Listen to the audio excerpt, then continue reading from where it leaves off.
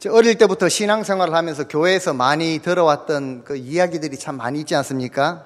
성경학교 때 통해서 들은 대표적인 이야기가 여리고성이 무너지는, 그리고 이제 다윗의 물맷돌로 골리앗을 넘어뜨린, 그와 함께 이 바디메오의 이야기도 참 많이 들었던 것 같습니다. 바디메오, 맹인 바디메오가 정말 예수님 믿음으로 예수님께 나아가서 눈을 뜨게 된 이 이야기도 많이 들은 그 기억이 납니다. 오늘 여러분들이 잘 아시는 이 맹인 바디메오에 대한 이야기입니다. 이 바디메오 이야기가 언제 기록이 되었는가, 언제 이렇게 나타나는가라는 것을 좀 잘 생각해 보면 좋겠습니다. 예루살렘에 예수님이 이제 입성하시기 직전에 그렇게 기록이 되었다라는 것입니다. 이제 일주일 후면 주님이 십자가를 지시고 죽음을 당하시는데, 그 상황에서 바로 그 직전에, 예루살렘으로 들어가시기 직전에 마태, 마가, 누가가 이 맹인 바디메오에 대한 이야기를 기록을 하고 있습니다.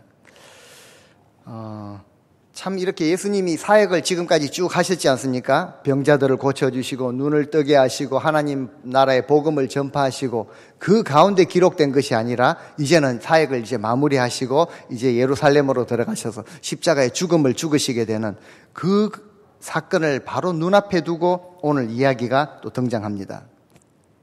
지난주에 나눈 것처럼 지금 예수님께서 제자들과 무리들과 함께 예루살렘으로 들어가십니다.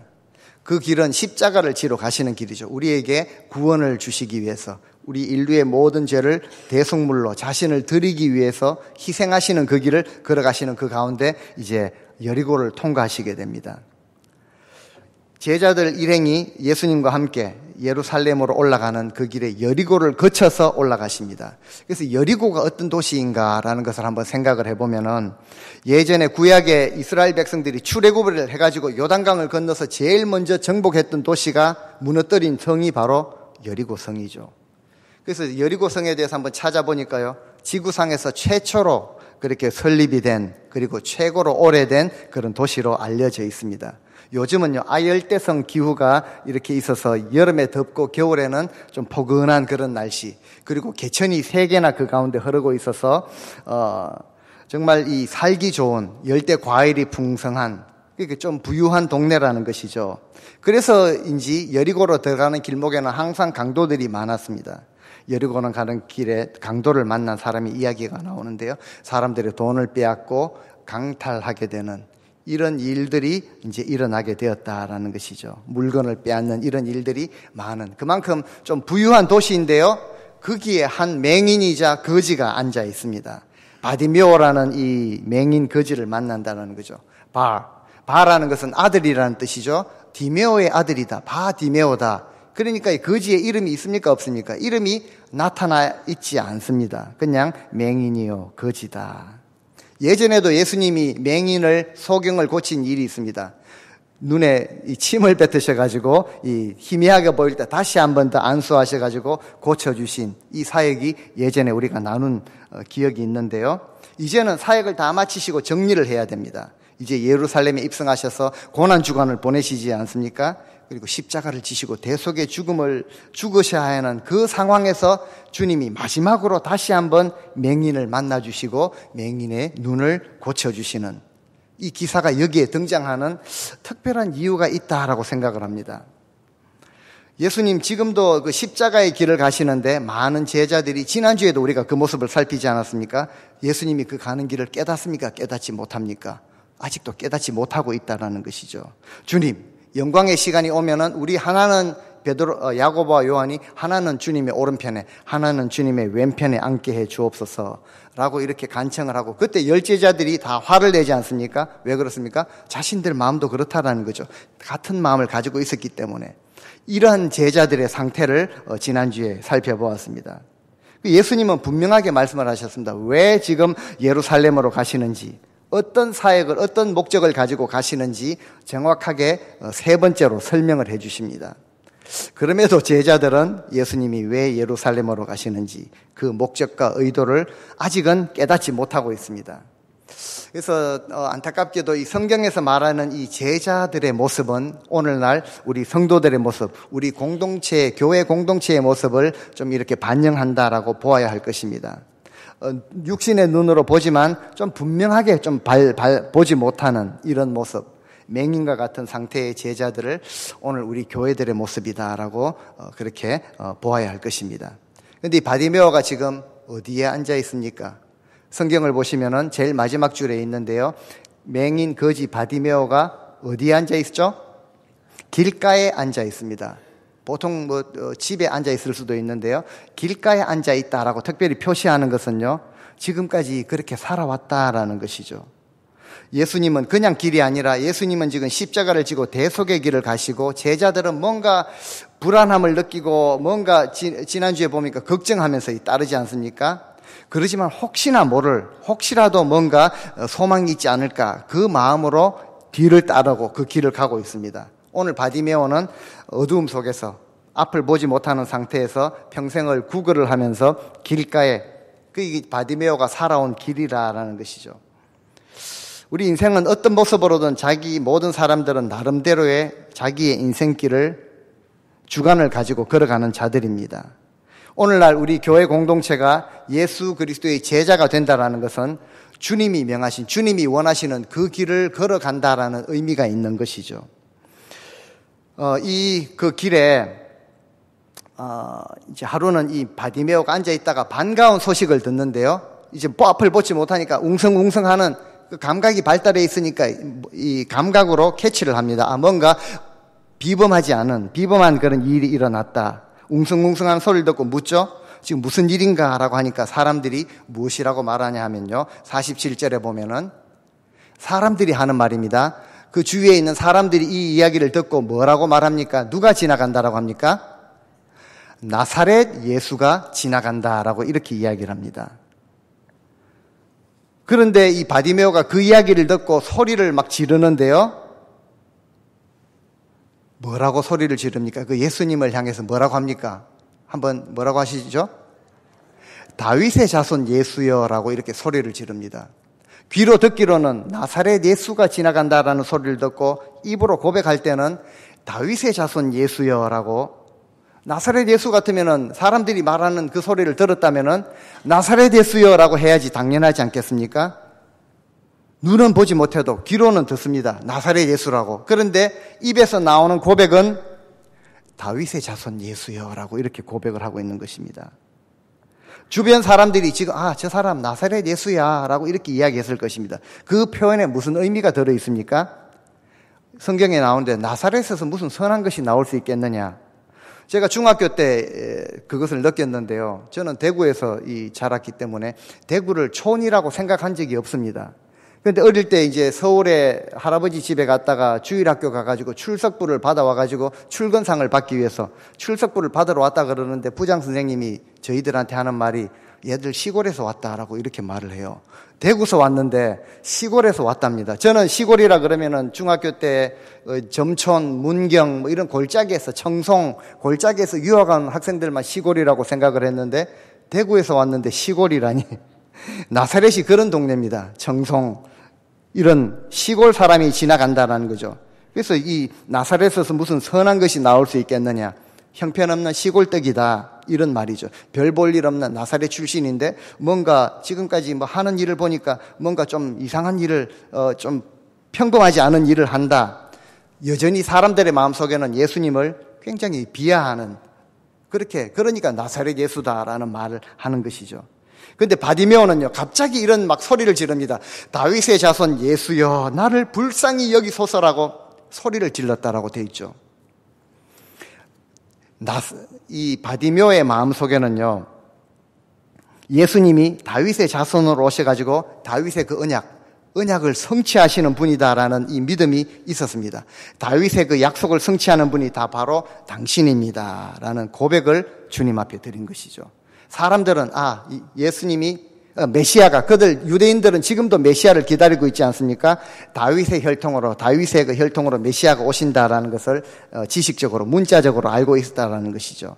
하지만 다윗의 혈통으로 오시긴 그 사실만 알았지 정말 처녀의 몸에서 구약 성경에 예언한 대로 처녀의 몸에서 성령으로 잉태되어서 오신다라는 이 사실을 전혀 인정하지 않고 모르고 있었다라는 거죠.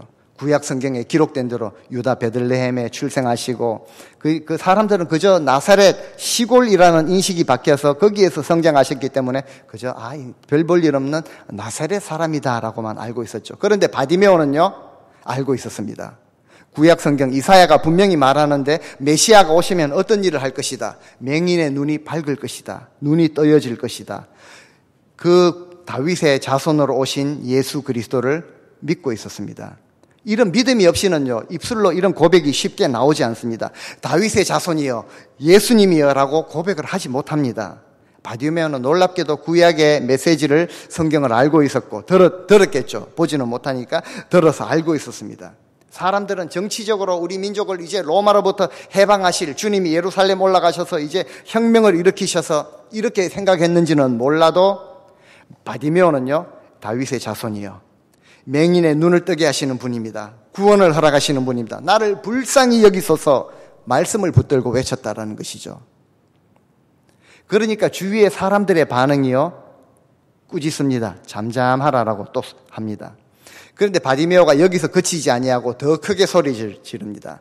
다윗의 자손이여 나를 불쌍히 여기소서. 이 사람들이 말릴 정도면은 보통 우리는 그만하지 않습니까? 올바른 일이라고 할지라도 많은 사람들이 말리고 이러면은 뭐 또 안 해야 되는 거 안 하면 되지 이런 생각을 가지기 쉬운데요.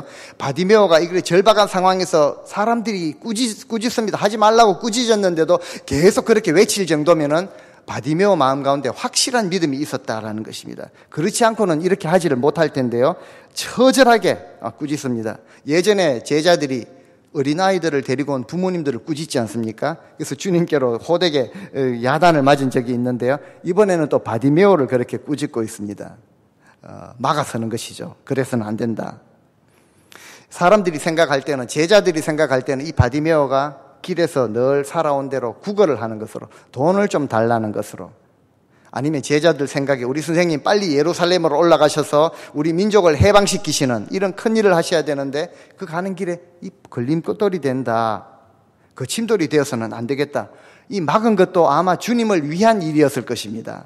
제자들 자신들이 귀찮아서 한 것이 아니라 우리 주님 귀한 일을 하셔야 되는 분인데 이 맹인 평생 이렇게 살아온 사람이 돈을 좀 달라고 소리를 지는 것으로 오해를 했을지도 모릅니다. 그런데 주님은 아시죠. 주님은 뭐라고 말씀을 하십니까? 49절에 보면요. 사람들은 2번이나 막았습니다. 주님은 그 가던 길을 멈추어 서시게 됩니다. 그리고 말씀하시기를 그를 불러와라. 그러니까 이제 사람들이 가서 불러오게 되는 것이죠. 십자가를 지금 눈앞에 두시고 그 죽음의 길을 가시는데요. 굉장한 큰 대속의 사역, 온 인류의 죄를 짊어지시는 대속의 사역을 가는 그 길에 한 사람이 막았습니다. 그것도 보통 좀 인정받는 사람이 아니라 맹인이요 거지입니다. 그 사람이 이렇게 막았으면은 좀 간과하고 그냥 지나가실 수도 있었겠습니다. 그런데 이 바디메오의 믿음이, 가지고 있었던 그 확실한 믿음이 주님의 발걸음을 멈추게 하고 주님의 마음을 지금 움직이게 하고 있다는 것입니다. 간절한 부르짖음, 우리 마음 가운데 소원이 있지 않습니까? 주님 앞에 나와서 새벽마다 간절하게 부르짖는 분들이 계신 간절한 마음의 부르짖음이 주님의 그 발걸음을 멈추게 합니다. 십자가의 그 대속의 큰 사명을 이루기 위해서 가시는 그 길에도 주님은 잠깐 멈추실 정도로 바디메오에게 이런 믿음이 있었다라는 것입니다. 멈추어 서실 뿐만 아니라 사람들에게 말하죠. 가서 그를 불러오라. 여기서 부른다라는 의미는요, 그냥 가서 너 부른다, 너 오라 그런다라고 이러하는 정도가 아니라 정말 사람들이 방해하고 너 조용해라 꾸짖고 막 잠잠하라 그랬는데도요, 아랑곳하지 아니하고 2번씩이나 크게 소리를 질렀기 때문에 예수님이 그를 불러오라라고 말씀하실 때도요, 큰 소리로 말씀하시는 것입니다. 가서 당장 저 사람 데리고 오라. 그를 당장 불러오라라고 주님의 부르심이 여기에 담겨져 있습니다. 주님 정말 우리의 믿음의 분량대로 역사하시는, 응답하시는 분이라는 것이죠. 주님, 내가 주님을 지금 내 앞으로 지나가시는 주님을 놓칠 수 없습니다. 나를 불쌍히 여기시고 나를 도와주소서라고 부르짖는, 간절히 주님을 찾는 그 믿음을 보시고 주님은 응답하시는 분이십니다. 벌써 주위의 사람들이요, 주님의 그 반응을 보면서 깨닫기 시작합니다. 이 맹인으로 알았고 거지로 알았는데, 구걸이나 하는 사람으로 알았는데 자기 믿음의 분량대로 응답을 받는구나, 이런 느낌이 들었을 것입니다. 그렇기 때문에 바디메오에게 하는 말을 보면요, 사람들이 이렇게 말합니다. 야, 주님 너 부르신다. 그리고 하는 말이요, 안심하라, 평안이 있으라라는 것이죠. 안심해라, 일어나라. 주님이 지금 너를 막 급하게 오라고 부르신다 라고 이야기를 해주게 됩니다. 너가 이렇게 간절하게 찾으니까 주님도 너를 지금 빨리 오라고 부르신다. 너가 오기를 원하신다. 큰 소리로 지금 너 불러오라고 하셨다. 가자. 이렇게 사람들이 이야기를 하는 것이죠. 그때 바디메오의 반응이요, 50절에 보면은 무엇을 벗어 던집니까? 겉옷을 벗어 던집니다. 거지에게 있어서 겉옷은 어떤 존재이겠습니까? 우리는, 이 제자들은 나름대로 뭐 이렇게 주님 따르고 좋은 옷을 입고 있었겠죠. 거지에게 있어서 겉옷은 물론 누추했겠지만요, 그것을 펴놓고 사람들에게 구걸을 했던 생계수단이라고 볼 수도 있고, 밤에 추울 때는 그것을 덮고 잤던 이불과도 같은 이런 겉옷인데, 바디메오가 이것을 벗어 던졌다, 버렸다라고 나와 있죠. 보통 믿음과 결단이 없이는 이런 행동이 참 나오지 않을 텐데, 그러니까 이 거지고 맹인이지만 이 바디메오의 믿음이 확실하다라는 것입니다. 확실한 믿음을 가지고 있었다라는 것이죠. 이것을 내어 던지고, 그리고 그 다음에 반응은요, 뛰어서 갑니다. 일어나가지고 뛰어서 예수님께 나아갑니다. 이 모습이 그런데 이제 제자들의 모습과는 좀 대조적입니다. 제자들은 지금까지 입고 있었던 어떻게 보면 영적으로 의미를 부여하자면은, 얘도 그냥 주님이 혹시나 높은 자리에 오르시면은 우리도 한 자리씩 하지 않을까, 형식적인 이런 옷. 그리고 주님을 향해서 막 뛰어가는, 주님이 부르실 때 막 응답을 하면서 뛰어가지 못하는 이런 모습과는 좀 대조적으로 바디메오의 모습을 그리고 있는 것 같습니다. 이 맹인이 예수님의 부름을 받자마자 바로 겉옷을 버리고 뛰어 일어나가지고 정말 제자들 보란 듯이 정말 주님 앞으로, 아마 우리가 옆에 있던 제자들이라면 그런 마음을 가졌을 것입니다. 이 맹인도, 이 거지도 믿음으로 주님 부르고 주님 부르심을 받고 막 이렇게 기뻐하며 뛰어가는데, 우리는 이런 마음이 사실은 우리도 있었을 것입니다. 그래서 우리가 주님 앞에 나올 때마다 좀 이 거추장스러운 옷들이 있습니다. 겉옷이 있습니다. 이런 것을 정말 이게 좀 벗어놓아야지 주님을 바로 이렇게 만날 수가 있다는 것입니다. 오늘 우리 찬양대가 그렇게 찬양했는데요, 주님은 항상 우리를 부르시는, 강압적으로 하지 아니하시고 우리를 초청하시고 우리를 부르시는 분입니다. 우리의 믿음에 따라 반응을 하시고 우리를 불러주시는 주님이십니다. 우리를 부르고 계십니다. 주님의 부르심을 들었다면은 정말 이 바디메오처럼 좀 거추장스러운 거 좀 벗어던지고 기뻐하며 뛰어가서 주님을 만나는, 그리고 주님을 따르는 삶을 살아가기를 주님이 원하신다는 것이죠. 그래서 51절에 보면요, 주님이 이렇게 그에게 물으십니다. 주님이 말씀하시죠. 내가 너에게 무엇을 하여 주기를 원하느냐, 이렇게 묻습니다. 주님이 이렇게 물으시면은 몰라서 물으셨겠습니까? 바디메오가 지금 무엇이 필요하다라는 걸 몰라가지고 한번 능력이 있으니까 그걸 주시려고 물으신 것이 아니죠. 주님은 우리가 구하기 전에, 성경은 그렇게 기록합니다. 우리가 구하지 않아도 우리에게 있어야 할 필요한 것을 주님은 다 아신다라고 그렇게 기록을 하고 있습니다. 주님은 무엇을 원하시는가 하면 그 바디메오의 입술을 통해 가지고 고백을 듣기를 원하십니다. 주님, 내가 주님 믿습니다. 일부 예배 때도 이런 이야기를 들었는데요, 우리 청년들하고 우리 젊은 이제 전도를 하러 가가지고 우리 청년들을 만나서 이야기를 해보면요, 예수님 믿자 그러면 어떤 표현을 이제 청년들이, 교회 나온 청년들도 그러고 이제 어디 처음 만났는데 이제 교회 다니는 청년들을 만나서 이야기해 보면은, 성경 공부하신 분들은 알겠는데 이런 대답을 합니다. 너 교회 와라, 예수님 믿자 그러면은요, 나 교회 믿는다라고 이렇게 말을 해요. 교회 믿는다. 이것은 무엇을 나타내는 것인가 하면은, 내가 예수 그리스도를 내 구원자로, 주님으로, 나의 주인으로 영접을 하고 그 주님을 따르겠다라는 그 고백이 분명하지 않으니까 그냥 교회는 다닌다라는 표현으로 교회 믿는다라고 이렇게 표현을 많이 하는 것 같아요. 간혹 그런 이야기를 듣거든요. 교회 다닙니다. 예수님 믿는다라는 고백 대신에 교회 다닙니다. 어떤 친구들은 나 교회 믿어요, 이렇게 대답을 할 때, 나 주님 믿습니다라는 이 막연한 고백이 아니라 주님이 원하시는 것은요, 정말 구체적으로 우리의 입술로 고백하기를 원하신다라는 거죠. 바디메오가 그렇게 고백을 합니다. 선생님이여, 내가 보기를 원합니다 라고 이렇게 고백을 합니다. 본다라는 단어 예전에도 나눴는데 아나블레포라는 이 단어가요, 처음에는 희미하게 보일 때 다시 안수를 하시고 무엇이 보이냐, 이제는 뚜렷하게 보입니다라고 할 때 쓴 단어가 바로 이 아나블레포라는 단어입니다.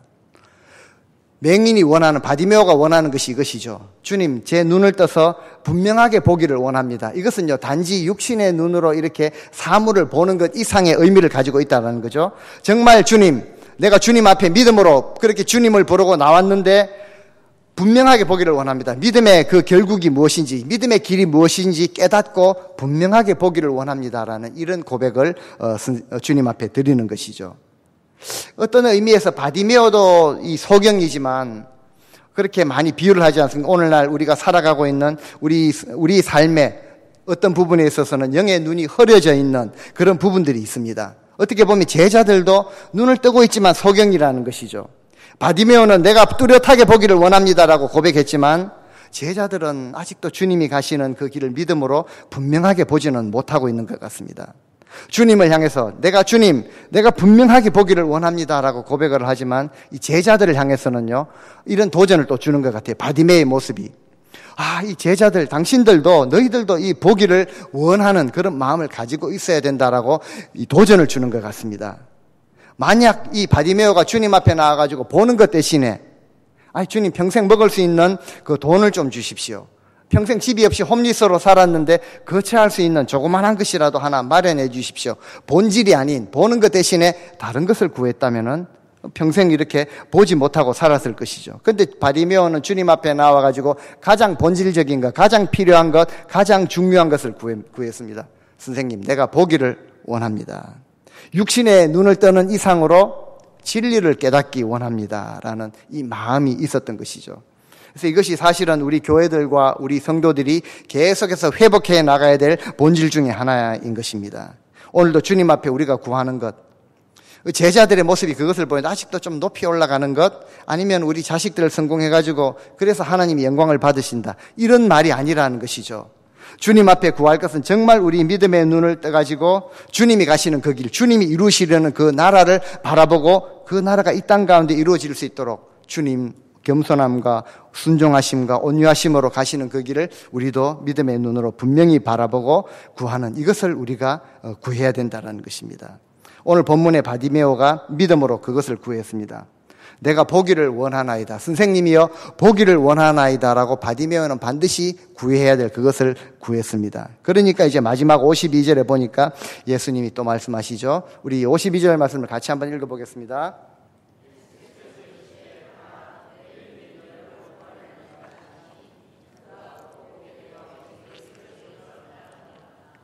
아멘. 예수님이 뭘 말씀하시냐 하면은요, 눈을 떴다 안 떴다 이런 것이 아니라 믿음을 이야기하시죠. 결국 예수님이 믿음을 보셨고 믿음을 원하셨고 그것을 보셨고 그것의 믿음을 따라 구원의 은혜를 허락해 주십니다. 믿음의 길을 구했는데 그 믿음을 보시고 내 믿음이 너를 구원하였다라고 이렇게 말씀을 하십니다. 바디메오에게 이루어진 구원이 무엇이겠습니까? 바디메오에게 네가 구원을 받았다라고 주님 말씀하시는데 바디메오가 받은 구원은 무엇입니까? 보지 못했는데 보게 되었다? 이것 이상이죠. 주님은 정말 그것 이상으로, 시력을 회복한 것 이상으로 너 영혼이 구원을 받았다라는 이 의미를 가지고 말씀을 하시는 것입니다. 우리가 가지고 있는 이 믿음이요, 우리 절박한 상황들이 누구나 다 가지고 있습니다. 기도 제목들을 이렇게 부탁을 하고 함께 기도하는 제목들을 보면은 정말 안타까운 기도의 제목들을 가지고 절박하게 주님 앞에 구합니다. 우리 믿음이 내 문제, 지금 절박한 이 문제를 해결하는 것만이 아니라 그것을 포함해서요, 우리 영혼이 구원을 받고 너가 안심하라, 하나님과 화평을 누리는 이 믿음이 바디메오에게서 발견이 된다는 것입니다.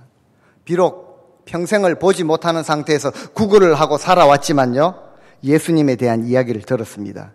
그리고 예수님에 대한 믿음을 가지고 있었고, 예수님이 지나가신다는 소식을 사람들은 나사렛 촌동네 촌뜨기다라고 말했지만, 나사렛 예수가 아니라 다윗의 자손 예수여라고 나를 불쌍히 여겨달라고 큰 소리로 그 믿음을 고백을 했고, 주님의 은혜를 받았고, 그리고 빛을 찾게 되었고, 이제 마지막에 보면요, 예수를 길에서 따르니라.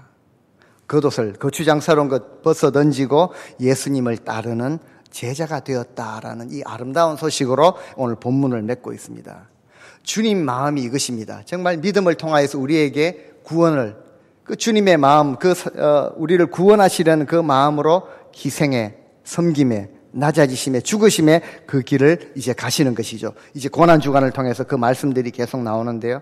주님, 우리 인생을 구원하시기 위해서, 그리고 우리가 그 구원의 은혜를 사실은 받은 자들입니다. 이 은혜가 우리 가운데 있어서 정말 우리 오늘 이 바디메오를 통해서 정말 이 하찮게 볼 수 있는 이 한 거지 맹인 바디메오를 통해서 우리가 도전을 받는 것이죠. 믿음으로 그 길을 따르게 되는 이 모습을 보면서 다시 한번 도전을 받는 것입니다. 나눠줄 것이 없어서 길에서 그냥 늘 달라고 했던 이 불쌍한 인생이었는데, 주님을 만나고 눈이 떠진 이후에 주님의 길을 따르는 주님의 제자가 되었습니다. 그래서 오늘 우리 모든 성도님들에게요, 저도 그러고 우리 모든 우리 성도님들 누구나 마찬가지일 것입니다. 우리가 좀 이렇게 희미하게 볼 수 있는 부분들이 있습니다. 우리 믿음을 가지고 있는데 믿음의 그 결국, 믿음의 그 가는 길을 뚜렷하게 보지 못하는 이런 연약한 모습들이 있습니다. 그 영에 어떻게 보면은 안경이 흐려져 있는, 서리가 끼어져 있는 이런 부분이 있을 수가 있습니다. 그래서 제가 바라기는요, 저와 여러분들 우리 모두가 정말 좀 더 밝게, 희미하게 보던 상황에서, 그런 상태에서 좀 더 분명하게 그 믿음을 바라보고 우리의 눈이 더 밝아지는, 확실하게 보여지는, 뜨여지는 이런 은혜가 있으시기를 바랍니다. 지금까지 마가복음에 나타난 이 믿음의 사람들을 우리가 이 기억을 하는데요, 믿음의 사람들이 참 많았습니다. 오늘 이 바디메오를 통하여서 믿음의 사람의 이 마지막 이 기록을 보는데요, 어떤 믿음의 사람이 있었냐면 예수님이 계신다는 소식을 듣고 지붕을 뜯어냅니다. 지붕을 뜯어내고 중풍병자 친구를 줄에 달아가지고 내렸던 이 친구들과 중풍병자의 믿음, 우리가 처음에 시작하면서 나누었는데, 또 어떤 여인은 이 혈루증, 주님의 옷자락만 만져도 내가 병이 나으리라는 이 믿음 가지고 생각지도 못했던, 보통 사람들이 상상하지도 못하는 이런 믿음을 가지고 주님 앞에 나와서 주님의 옷자락을 붙들었던 이런 믿음, 참 기가 막힌 놀라운 믿음 아닙니까? 그리고 죽은 딸을 살려달라고 믿음 가지고 주님 앞에 나왔던 회당장 야이로의 그 믿음, 공통점이 있는데요, 정말 이렇게 얼토당토하는 상황에서 그런 행동을 하고 구했다라는 것은요, 예수님이 어떤 분인지 알았다라는 것이죠. 그 믿음이 있으니까 얼토당토한 사람들이 볼 때는 꾸짖을 만한 이런 행동이 나오게 된다라는 것이죠. 그리고 그분을 믿는 믿음으로 사람들이 어떻게 반응하든지 자신의 믿음, 그 확실한 믿음의 의지에서 적극적으로 행동을 한 그런 인물들입니다. 바디메오의 이 믿음은 마가복음에 나오는 마지막 믿음의 역사라고 볼 수가 있습니다. 그래서 더 많은 의미를 가지고 있는 것 같습니다. 십자가의 길을 발견하고 그 길을 따르기 위해서 밝히 볼 수 있는, 눈이 더 밝아지는 이런 믿음이 필요합니다. 그 믿음을 주옵소서 기도하는 우리 성도님들 되실 수 있기를 바랍니다. 믿음으로 구할 때 주님은 언제나 우리에게 보니까 시간을 내주십니다. 가던 길도 멈추시고 우리를 불러주십니다. 믿음을 보시고, 혹시나 아직도 우리 주님을 보지 못하신, 또 우리의 눈이 흐려져 있으신 분들은 정말 주님, 내가 주님을 보기를 원합니다. 믿음을 분명하게 보기를 원합니다. 라고 기도하시고, 또 저도 마찬가지입니다. 우리 모든 우리 성도님들이 좀 이렇게 흐려져 있는, 좀 분명하게 보지 못하는 아나블레포의 은혜, 정말 분명하게 볼 수 있는 우리 영의 눈을 열어주옵소서. 우리 믿음으로 구할 때 우리 주님 우리의 눈을 열어주실 것입니다. 함께 구하실 수 있는 우리 성도님들 되실 수 있기를 주님의 이름으로 축원드립니다.